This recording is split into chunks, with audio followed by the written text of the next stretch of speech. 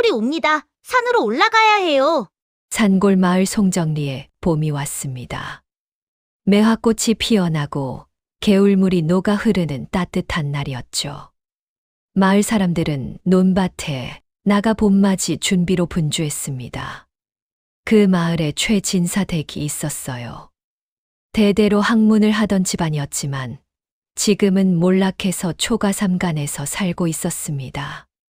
최진사는 서당에서 아이들을 가르치며 근근히 살아가고 있었죠. 그날도 최진사는 서당으로 가려고 집을 나서려 했습니다. 그런데 안방에서 부인이 급히 불렀어요. 아들 동이가 새벽부터 이상한 말을 계속한다는 것이었습니다. 동이는 겨우 7살이었습니다. 총명하기는 했지만 아직 글도 제대로 배우지 못한 나이였죠. 그런데 그 아이가 마루에 앉아 허공을 보며 중얼거리고 있었어요. 큰 물이 옵니다. 석 달 뒤에요. 동이의 목소리는 또렷했습니다. 마을 사람들이 모두 산으로 올라가야 한다고 말했습니다. 최진사는 아들의 이마에 손을 얹어봤어요. 열은 없었습니다. 하지만 아이의 눈빛이 평소와 달라 보였죠. 동이야, 무슨 소리냐? 최진사가 부드럽게 물었습니다.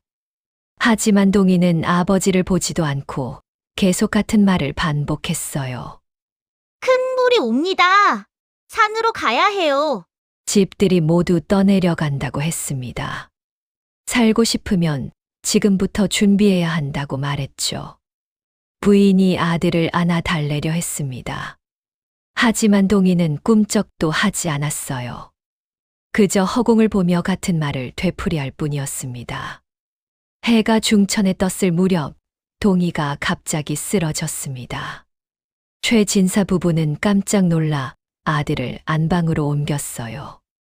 한 시즌쯤 지나자 동이가 눈을 떴습니다. 동이는 아무것도 기억하지 못했어요. 자기가 무슨 말을 했는지, 왜 쓰러졌는지 전혀 몰랐습니다. 다만 머리가 아프다고만 했죠. 최진사는 아내에게 말했습니다. 아이가 악몽을 꾼 것 같으니 아무에게도 말하지 말라고 했어요.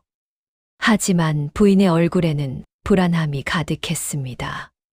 그날 저녁 이웃집 김첨지가 찾아왔습니다. 낮에 서당에 갔다가 최진사가 없어서 왔다고 했어요. 그리고 묻더군요. 동이가 아프다던데 무슨 일이냐고. 최진사는 대수롭지 않게 대답했습니다.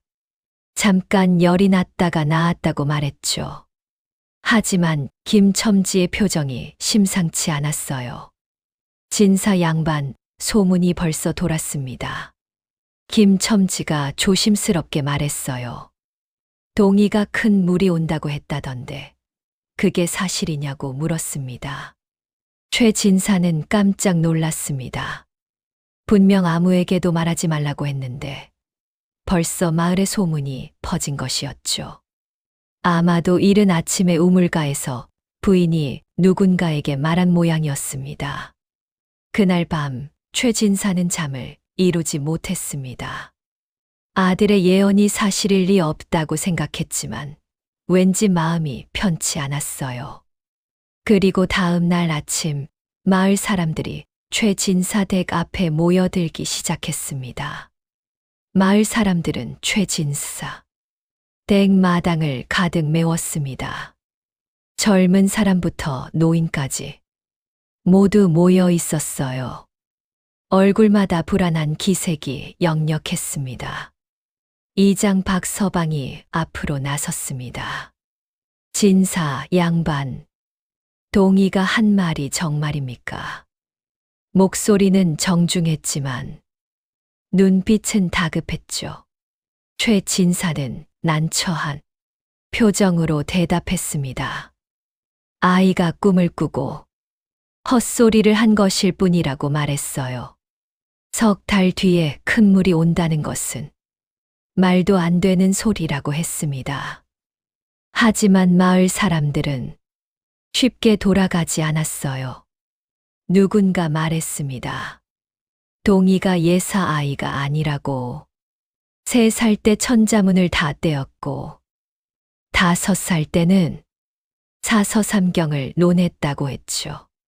김첨지가 나서서 말했습니다. 지난 겨울 동이가 눈이 많이 온다고 했을 때도 사람들이 안 믿었다고 했어요.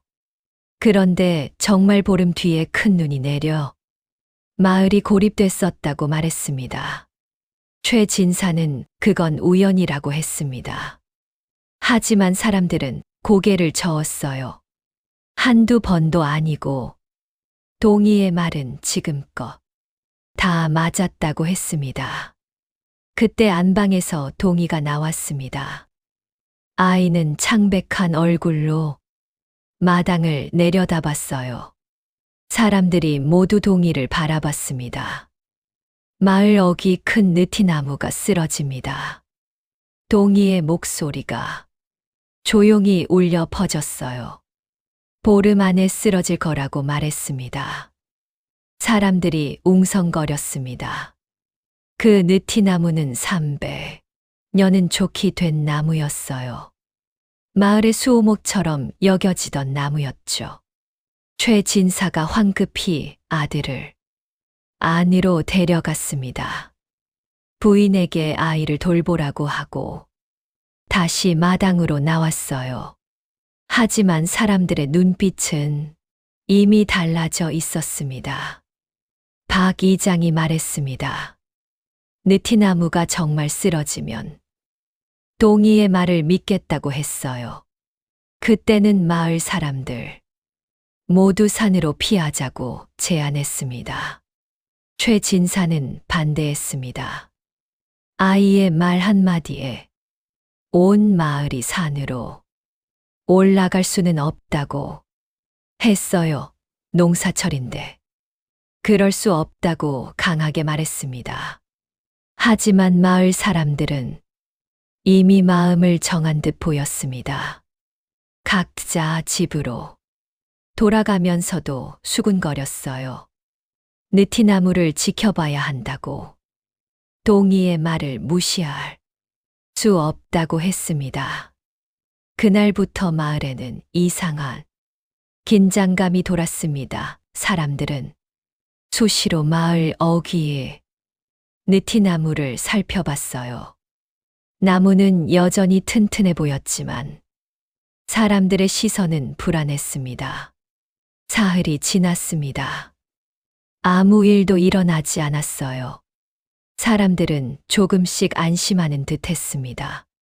7일째 되는 날 밤이었습니다. 갑자기 바람이 세게 불기 시작했어요.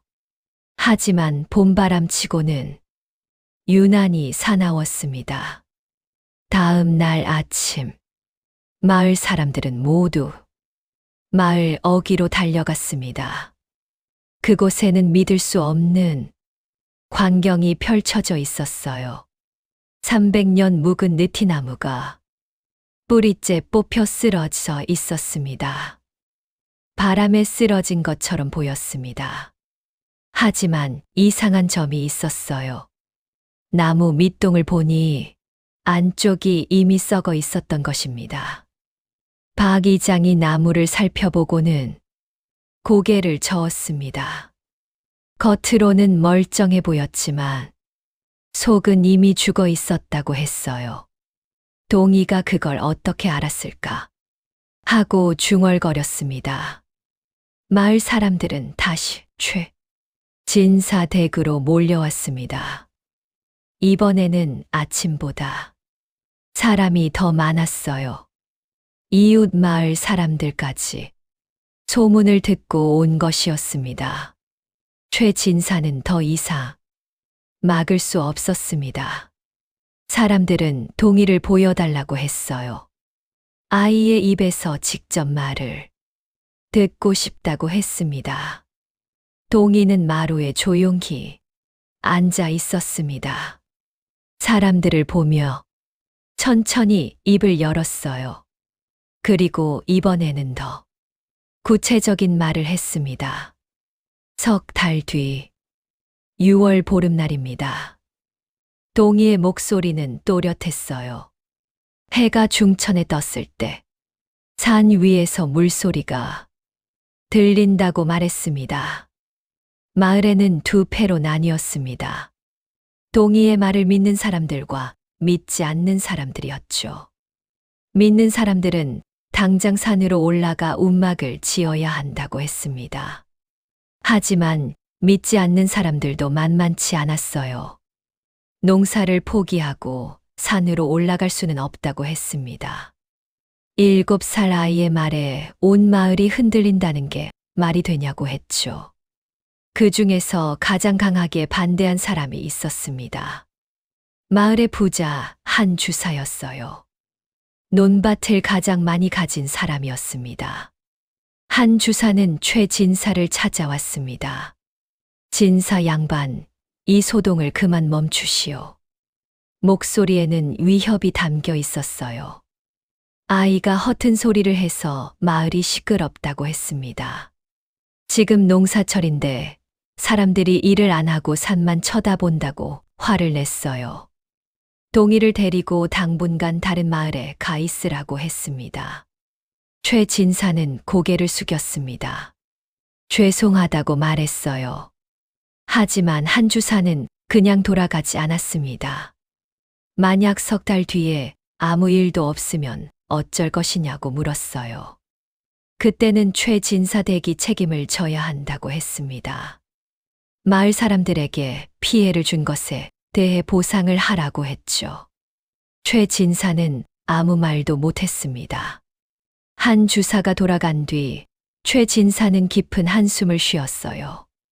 아내는 남편의 손을 꼭 잡았습니다. 그날 밤 최 진사는 동이와 단둘이 앉았습니다. 동아, 내가 본 것이 정말 확실하냐? 아버지의 목소리는 떨렸어요. 동이는 고개를 끄덕였습니다. 꿈이 아니라고 했어요. 눈을 감으면 물이 쏟아지는 모습이 보인다고 말했습니다. 최 진사는 아들의 손을 잡았습니다. 만약 내 말이 틀리면 우리 가족은 마을에서 쫓겨날 것이라고 했어요. 하지만 동이는 눈을 감은 채 고개를 저었습니다. 아버지, 저는 거짓말을 하지 않았어요. 동이의 목소리는 간절했습니다. 물이 정말 온다고 사람들이 죽는다고 말했습니다.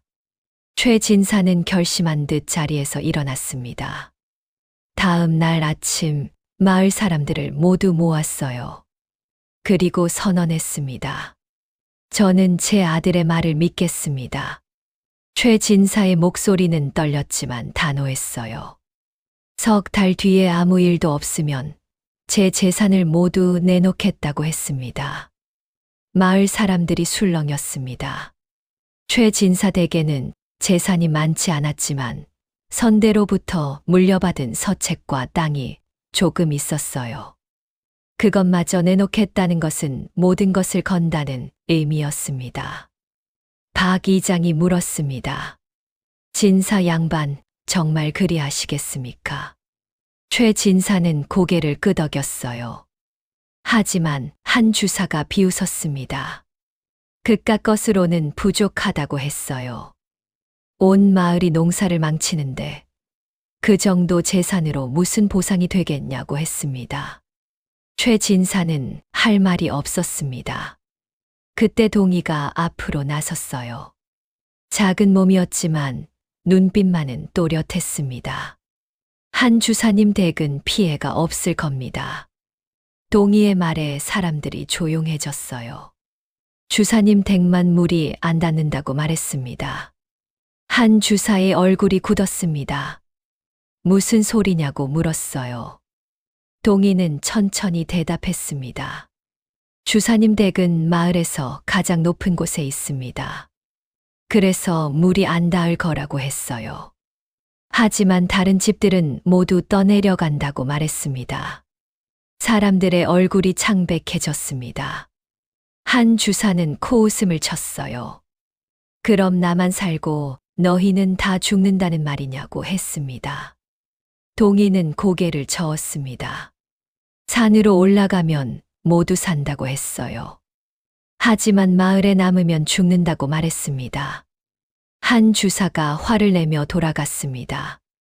하지만 다른 사람들의 표정은 달라졌어요. 동의의 말이 구체적이었기 때문입니다. 그날부터 사람들이 하나둘 산으로 올라가기 시작했습니다. 처음에는 몇 가구만 올라갔어요. 하지만 보름이 지나자 절반 이상의 집이 산으로 이사를 갔습니다. 최진사 댁도 산으로 올라갔습니다. 간단한 움막을 짓고 그곳에서 지냈어요. 마을에는 한주사 댁을 비롯한 몇 집만 남았습니다. 석 달이 흘러갔습니다. 6월이 되고 보름이 가까워졌어요. 하지만 하늘은 맑기만 했습니다. 6월 보름날이 밝았습니다. 하늘은 구름 한 점 없이 맑았어요. 산으로 올라간 사람들의 얼굴에 불안함이 스쳐 지나갔습니다. 아침이 되자 마을에 남은 사람들이 산 아래로 모여들었습니다.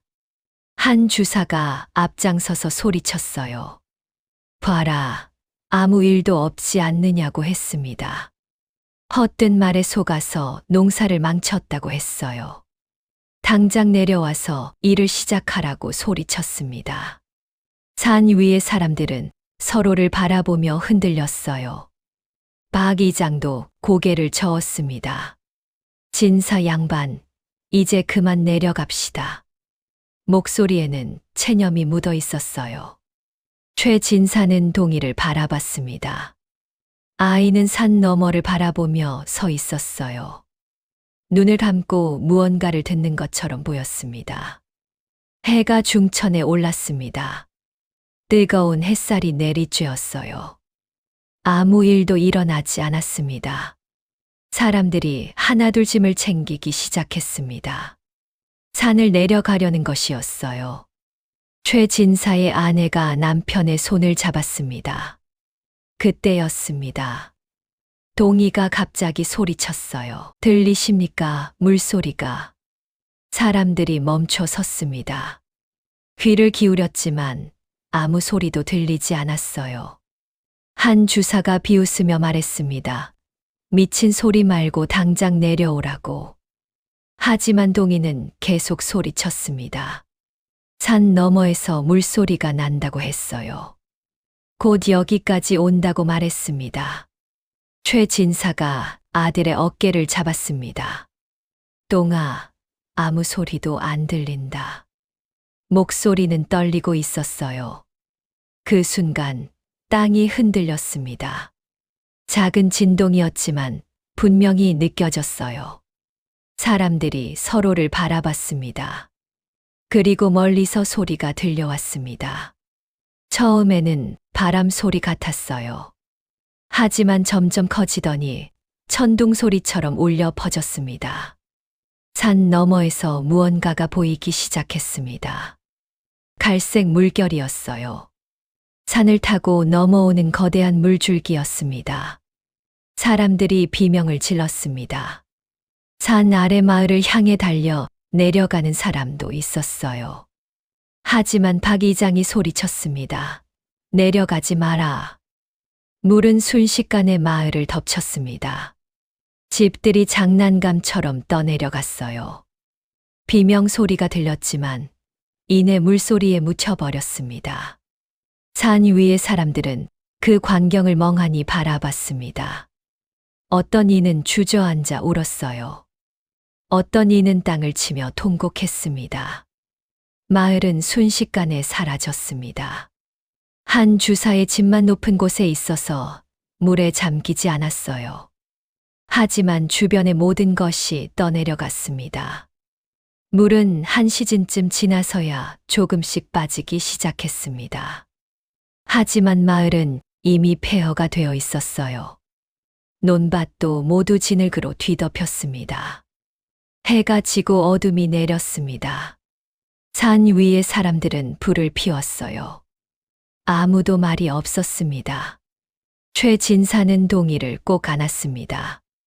아이는 아버지 품에서 조용히 울고 있었어요. 사람들의 비명 소리가 아직도 귀에 맴돌았습니다. 다음 날 아침 생존자들이 하나둘 산으로 올라왔습니다. 한 주사도 그 중 한 명이었어요.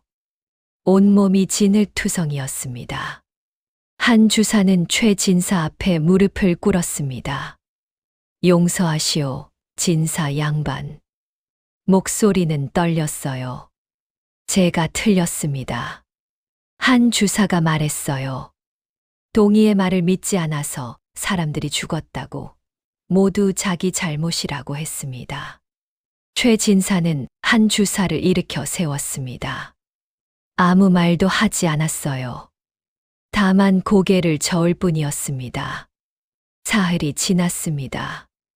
물은 거의 다 빠졌지만 마을은 돌아올 수 없었어요. 살아남은 사람들은 산에서 새로운 터전을 찾아야 했습니다. 박 이장이 사람들을 모았습니다. 앞으로 어떻게 할지 의논해야 한다고 했어요. 그리고 먼저 최 진사에게 고개를 숙였습니다. 진사 양반댁의 은혜로 우리가 살았습니다. 박 이장의 목소리는 진지했어요. 동희가 아니었으면 우리 모두 죽었을 것이라고 말했습니다. 사람들이 모두 최 진사 댁을 향해 절을 했습니다. 최 진사는 황급히 손을 저었어요. 하지만 동희를 바라보는 사람들의 눈빛이 달라져 있었습니다. 그날 밤 낯선 사람이 산으로 올라왔습니다. 낯선 사람은 관복을 입고 있었습니다. 고을 아전으로 보였어요. 뒤따라 오는 사람들도 있었습니다. 아전은 박 이장을 찾았습니다. 송정리 이장이 누구냐고 물었어요. 박 이장이 앞으로 나서자 아전은 문서를 꺼냈습니다. 관아에서 조사를 나왔다고 했습니다. 큰 물이 났는데 피해가 적다는 보고를 받았다고 했어요. 어떻게 미리 알고 피했느냐고 물었습니다. 박 이장은 최 진사를 바라봤습니다. 최 진사가 앞으로 나섰어요. 그리고 사실대로 말했습니다. 아들이 석 달 전에 예언을 했다고 했어요. 처음에는 믿지 않았지만 느티나무가 쓰러지고 나서 믿게 되었다고 말했습니다. 그래서 마을 사람들이 산으로 피했다고 했죠. 아전의 얼굴이 굳었습니다. 예언이라니 무슨 요망한 소리냐고 했어요. 아이가 미래를 안다는 것은 있을 수 없는 일이라고 했습니다. 하지만 다른 아전이 속삭였습니다. 관아에서도 이상하게 여기고 있다고 했어요. 다른 마을은 모두 큰 피해를 입었는데 송정리만 살아남았다고 했습니다. 첫 번째 아전이 동희를 보자고 했습니다. 최 진사가 아들을 데려왔어요. 동희는 아전 앞에 조용히 섰습니다. 내가 물이 온다는 것을 미리 알았다고? 아전이 물었어요. 동희는 고개를 끄덕였습니다. 어떻게 알았느냐? 아전의 목소리는 날카로웠습니다. 동희는 잠시 망설이다가 대답했어요. 꿈에서 봤습니다. 동희의 목소리는 작았어요. 눈을 감으면 보인다고 말했습니다. 아전이 비웃었습니다. 꿈이라니 황당한 소리라고 했어요. 하지만 옆에 있던 늙은 아전이 다른 말을 했습니다. 저 아이를 한양으로 데려가야 합니다. 늙은 아전의 목소리는 진지했어요. 임금님께 아뢰어야 할 일이라고 말했습니다. 최 진사가 깜짝 놀랐습니다. 한양이라니 그럴 수 없다고 했어요. 동희는 아직 어린아이라고 말했습니다. 하지만 늙은 아전은 고개를 저었습니다. 나라에서 이런 재주를 가진 아이를 찾고 있다고 했어요.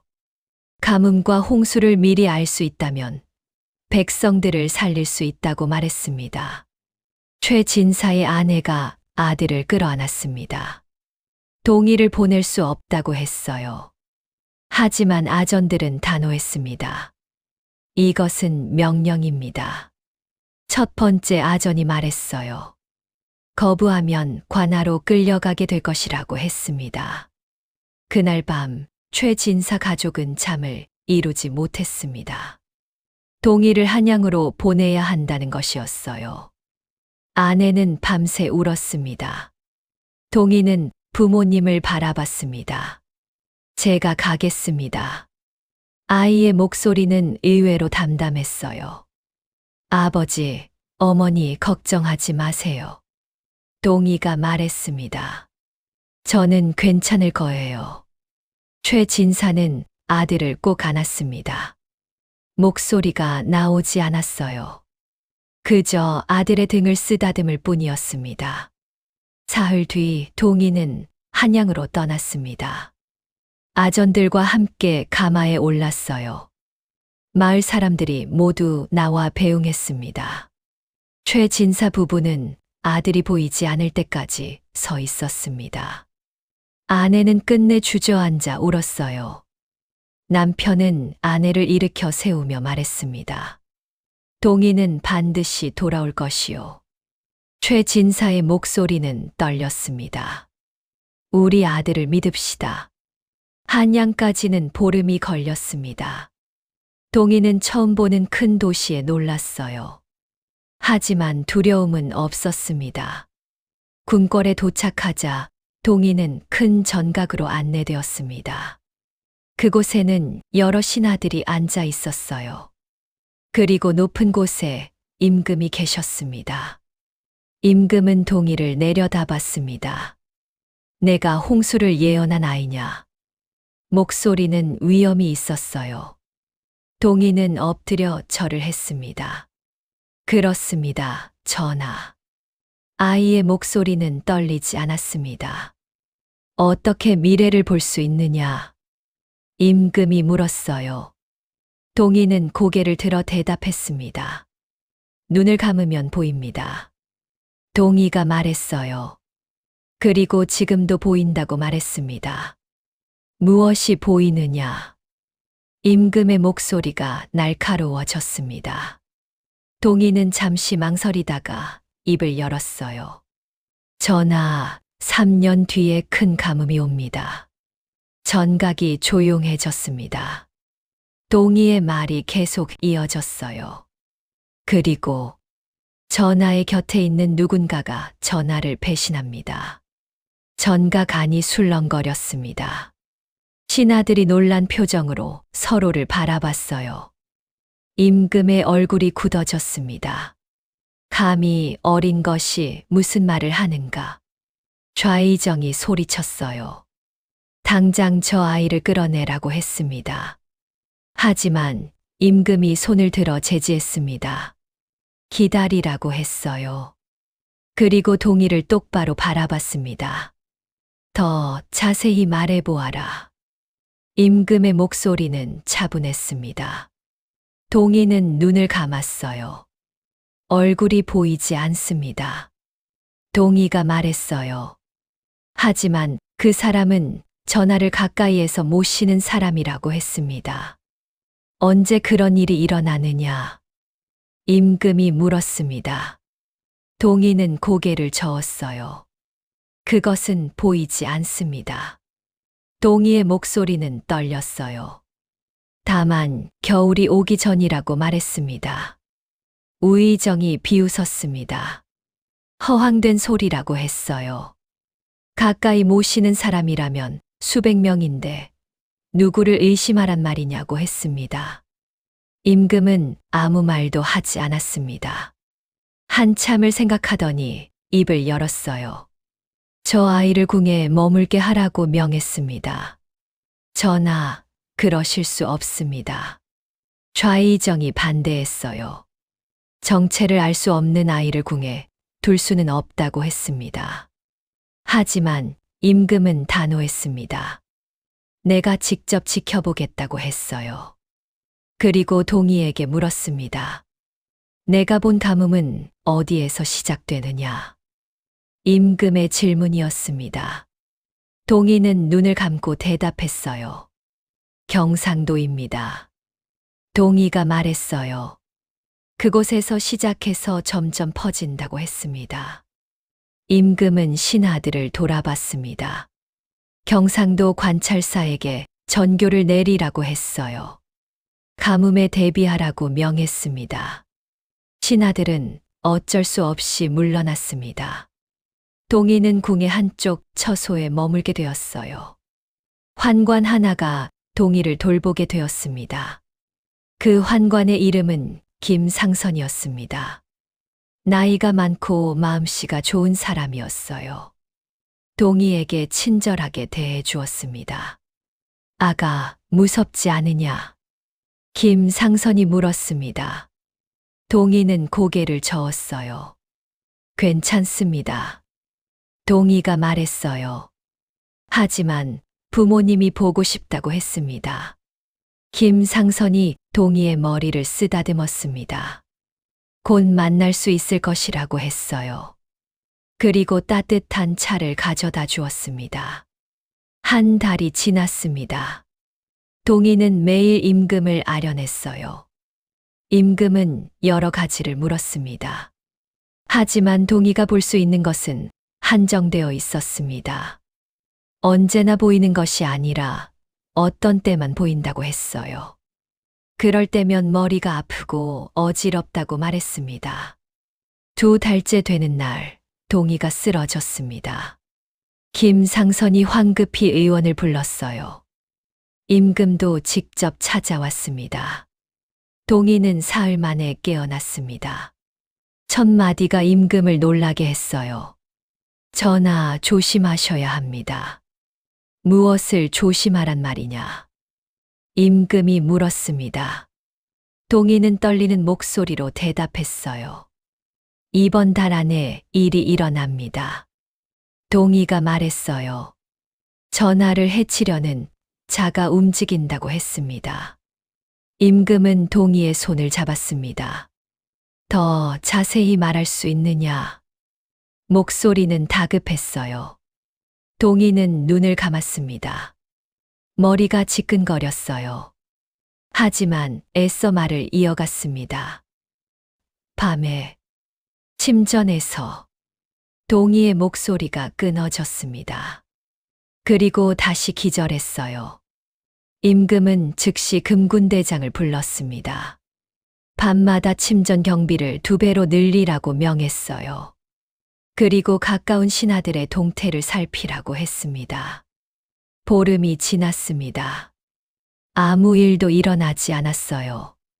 신하들은 수군거리기 시작했습니다. 아이의 말은 거짓이라고 했어요. 전하를 현혹시킨다고 했습니다. 궁에서 내보내야 한다고 주장했죠. 하지만 임금은 듣지 않았습니다. 동의를 믿는다고 했어요. 조금 더 기다려보자고 말했습니다. 20날째 되는 밤이었습니다. 임금이 침전에서 잠들어 있었어요. 달빛이 창문으로 스며들었습니다. 그때 그림자 하나가 움직였습니다. 담을 넘어 침전으로 다가오는 자였어요. 금군들도 눈치채지 못했습니다. 하지만 침전 안에는 이미 복병이 숨어 있었습니다. 임금의 명령으로 매일 밤 숨어 있던 무사들이었어요. 그림자가 침전에 들어서는 순간 무사들이 뛰쳐나왔습니다. 그림자는 순식간에 제압당했습니다. 얼굴을 확인하자 모두가 놀랐어요. 우의정의 아들이었습니다. 임금이 침전 밖으로 나왔습니다. 우의정의 아들은 땅에 엎드렸어요. 손에는 날카로운 비수가 들려 있었습니다. 왜 이런 짓을 꾸몄느냐? 임금의 목소리는 차가웠습니다. 우의정의 아들은 대답하지 않았어요. 다음 날 우의정이 잡혀왔습니다. 아들과 함께 역모를 꾸민 것이었어요. 동의의 예언이 또 맞아떨어진 것입니다. 궁궐이 발칵 뒤집혔습니다. 우의정 일가가 모두 잡혀갔어요. 역모를 꾸민 죄는 삼족을 멸하는 대역죄였습니다. 임금은 동의를 불렀습니다. 내가 나라를 구했다고 했어요. 큰 상을 내리겠다고 말했습니다. 하지만 동희는 고개를 저었습니다. 상은 필요 없다고 했어요. 다만 부모님께 돌아가고 싶다고 말했습니다. 임금은 난처한 표정을 지었습니다. 너 같은 아이가 필요하다고 했어요. 나라를 위해 힘을 써달라고 부탁했습니다. 동희는 잠시 망설였습니다. 그리고 조용히 말했어요. 전하, 제가 볼 수 있는 것은 많지 않습니다. 무슨 뜻이냐? 임금이 물었습니다. 동희는 눈을 감았어요. 보고 싶다고 해서 보이는 것이 아닙니다. 동희가 말했어요. 보여야 할 때만 보인다고 했습니다. 그리고 볼 때마다 머리가 아프다고 했습니다. 점점 더 아파진다고 말했어요. 언젠가는 더 이상 볼 수 없게 될 것 같다고 했습니다. 임금의 얼굴이 어두워졌습니다. 그렇다면 지금 무엇이 보이느냐고 물었어요. 동희는 고개를 들어 임금을 바라봤습니다. 3년 뒤의 가뭄이 보입니다. 동희의 목소리는 떨렸어요. 그것이 마지막이 될 것 같다고 말했습니다. 임금은 한참을 침묵했습니다. 그리고 결정을 내렸어요. 동희를 집으로 돌려보내기로 한 것입니다. 하지만 한 가지 조건이 있었습니다. 3년 뒤 가뭄이 올 때 다시 궁으로 와야 한다는 것이었어요. 동희는 고개를 끄덕였습니다. 보름 뒤 동희는 고향으로 돌아갔습니다. 임금이 직접 하사한 가마를 타고 갔어요. 많은 하사품도 함께 실렸습니다. 송정리에 도착했을 때 마을 사람들이 모두 나왔습니다. 최진사 부부는 아들을 보자마자 달려왔어요. 세 사람은 한참을 껴안고 울었습니다. 동희는 그날 밤 부모님께 모든 이야기를 했습니다. 궁에서 있었던 일들을 말했어요. 그리고 3년 뒤에 다시 가야 한다고 말했습니다. 최진사는 아들의 손을 잡았습니다. 힘들었구나. 목소리는 떨렸어요. 동희는 고개를 저었습니다. 괜찮다고 했어요. 다만 이제는 쉬고 싶다고 말했습니다. 그날 이후 동희는 평범한 아이처럼 지냈습니다. 서당에 다니며 글을 배웠어요. 친구들과 뛰어놀기도 했습니다. 하지만 가끔씩 동희는 산을 바라보며 멍하니 있곤 했습니다. 무언가를 보는 듯한 표정이었어요. 그럴 때마다 최진사는 가슴이 아팠습니다. 1년이 지났습니다. 마을은 예전으로 돌아갔어요. 물에 잠겼던 땅도 다시 농사를 지을 수 있게 되었습니다. 2년째 되는 봄이었습니다. 동희가 갑자기 쓰러졌어요. 의원을 불렀지만 원인을 알 수 없었습니다. 동희는 사흘 만에 깨어났습니다. 첫 마디가 부모를 놀라게 했어요. 내년 봄부터 비가 오지 않을 것이라고 말했습니다. 최진사는 아들을 꼭 안았습니다. 더 이상 보지 않아도 된다고 했어요. 하지만 동희는 고개를 저었습니다. 아버지, 저는 이것을 피할 수 없어요. 동희의 목소리는 담담했습니다. 보이는 것을 말하지 않으면 더 아프다고 했습니다. 최진사는 관아에 글을 올렸습니다. 내년에 큰 가뭄이 온다고 보고했어요. 미리 대비해야 한다고 썼습니다. 관아에서는 즉시 한양에 장계를 올렸습니다. 송정리의 신동이 또 예언을 했다는 내용이었어요. 임금도 그 소식을 들었습니다. 3년째 되는 봄이 왔습니다. 날씨는 따뜻했지만 비가 내리지 않았어요.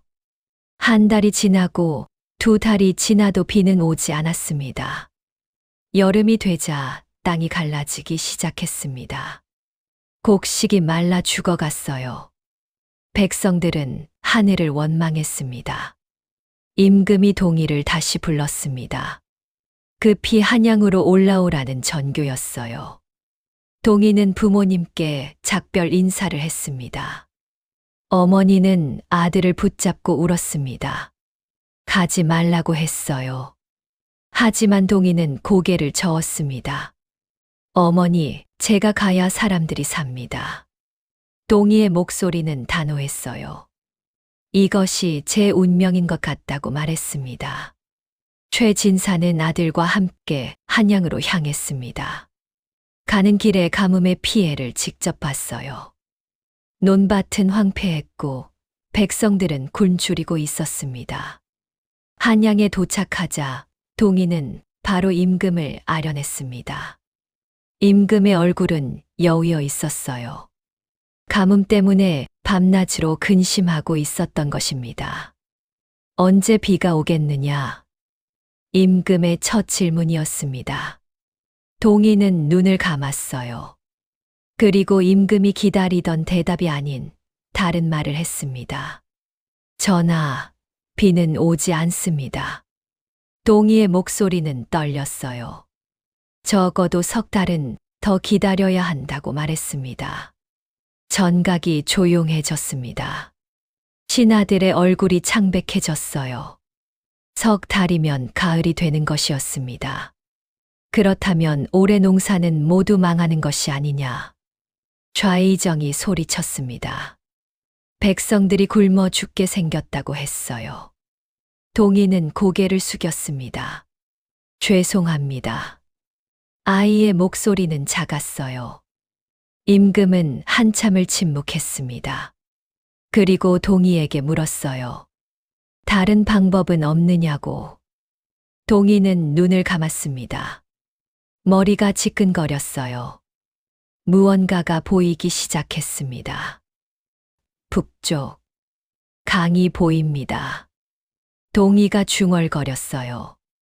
물을 끌어올 수 있다고 말했습니다. 신하들이 웅성거렸습니다. 북쪽 강이라면 대동강을 말하는 것이었어요. 하지만 그곳에서 한양까지 물을 끌어온다는 것은 불가능했습니다. 동희는 계속 말했습니다. 한양이 아니라 경상도라고 했어요. 그곳에 작은 수로를 만들면 된다고 말했습니다. 어디에 만들어야 하느냐? 임금이 물었습니다. 동희는 떨리는 손으로 지도를 가리켰어요. 여기입니다. 동희가 말했어요. 이곳에서 저곳까지 도랑을 파면 강물이 흐를 것이라고 했습니다. 호조 판서가 지도를 살펴봤습니다. 과연 가능할 것 같다고 했어요. 하지만 공사가 쉽지 않을 것이라고 말했습니다. 임금은 즉시 명을 내렸습니다. 경상도에 공사를 시작하라고 했어요. 그리고 전국의 곡식 창고를 열어 백성들을 구휼하라고 명했습니다. 동희는 그 자리에서 쓰러졌습니다. 피를 토했어요.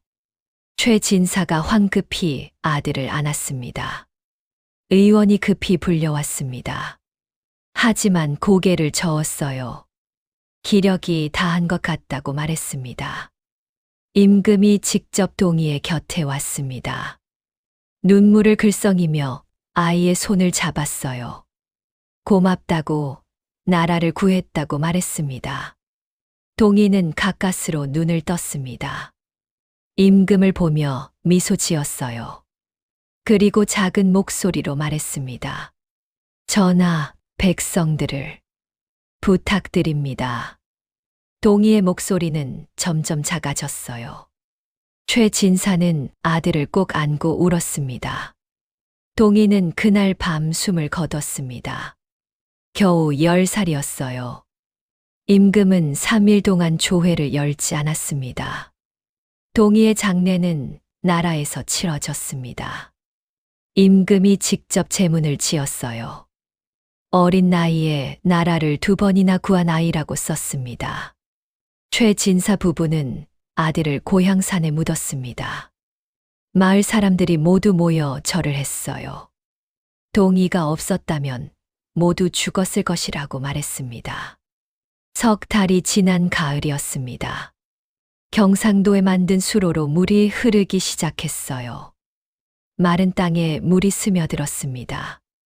그리고 동이의 말대로 가을에 비가 내렸습니다. 단비였어요. 백성들은 하늘을 보며 울었습니다. 이듬해 봄, 임금이 송정리를 찾았습니다. 동이의 무덤에 직접 참배하러 온 것이었어요. 최진사 부부를 만나 위로했습니다. 그리고 동이의 무덤 앞에 비석을 세우라고 명했습니다. 나라를 구한 신동 최동이지묘라고 새기라고 했어요. 영원히 기억하겠다고 약속했습니다. 세월이 흘렀습니다. 송정리는 번성했어요. 동이가 살린 마을은 대대로 이어졌습니다. 최진사는 늙어서도 매일 아들의 무덤을 찾았습니다. 그곳에 앉아 이야기를 했어요. 오늘도 마을이 평화롭다고 동이 덕분이라고 말했습니다. 어느 봄날이었습니다. 최진사가 무덤 앞에 앉아 있었어요. 바람이 불어왔습니다. 그 바람결에 아들의 목소리가 들리는 듯 했습니다. 아버지, 걱정하지 마세요. 저는 괜찮아요. 최진사는 눈을 감았습니다. 눈물이 흘러내렸어요. 하지만 얼굴에는 미소가 번졌습니다. 그렇구나, 동아. 최진사가 중얼거렸어요. 내가 편안하다니 아버지도 이제 편안하구나. 해가 지고 저녁 노을이 물들었습니다. 동이의 무덤 위로 따뜻한 빛이 내려앉았어요. 그 빛은 마을 전체를 비추며 천천히 사라져갔습니다. 마을 사람들은 지금도 말합니다. 동이가 하늘에서 마을을 지켜준다고요. 그래서 송정리에는 재난이 오지 않는다고 믿습니다. 그리고 봄이 오면 아이들은 동이의 무덤에 꽃을 놓습니다. 할아버지 할머니들은 그 옆에 앉아 이야기를 들려줘요. 오래전 마을을 구한 신동의 이야기를요. 바람이 불 때마다 사람들은 귀를 기울입니다. 혹시 동이의 목소리가 들릴까 해서요. 그리고 믿습니다. 동이가 아직도 이곳을 지켜주고 있다고. 석양이 지는 산마루에는 작은 비석이 서 있습니다. 나라를 구한 신동 최동이지묘라는 글자가 새겨져 있어요. 그 비석은 오늘도 조용히 마을을 내려다보고 있습니다.